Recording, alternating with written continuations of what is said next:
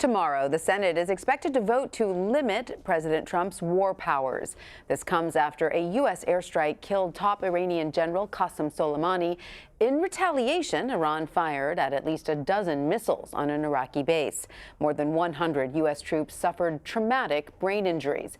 Meanwhile, the Trump administration is ramping up its rhetoric against Iran. Just this morning, Secretary of State Mike Pompeo called Iran's failed satellite launch reckless. The U.S. has warned the launch could be linked to nuclear development. For more, Behnam Ben Taleblu joins me from Washington. He is a senior fellow at the Foundation for Defense of Democracies. Welcome, Behnam. I want to begin with this war powers resolution. The president tweeted today slamming the measure.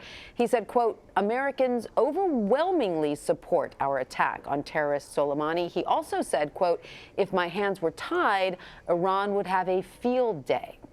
So if you will, bring us up to speed on what the state of U.S. relations with Iran is right now. Well, great to be with you. Right now in 2020, we have a lot more of the same, meaning if we saw it in the past, we'll see it in the future.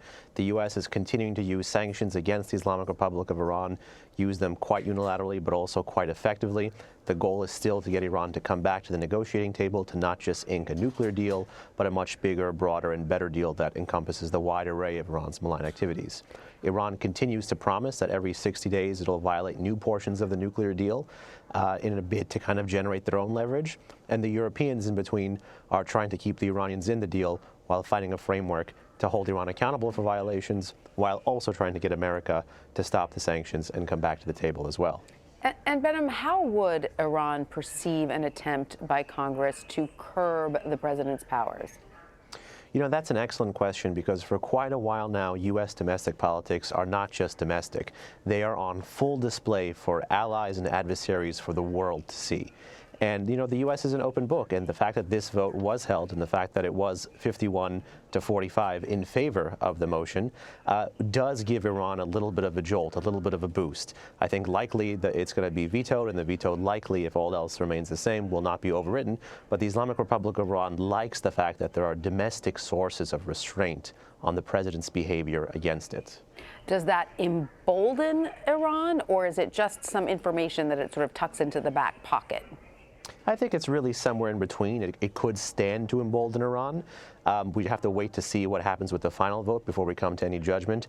But again, Iran would like the fact, or would like to see several sources of restraint on the presidents, particularly in an election year, because Iran understands that the max pressure campaign is tied to the president. Right. Okay, so the president, as you mentioned earlier, is expected to veto this war powers resolution. But do you see him approving more military action against Iran in the near future?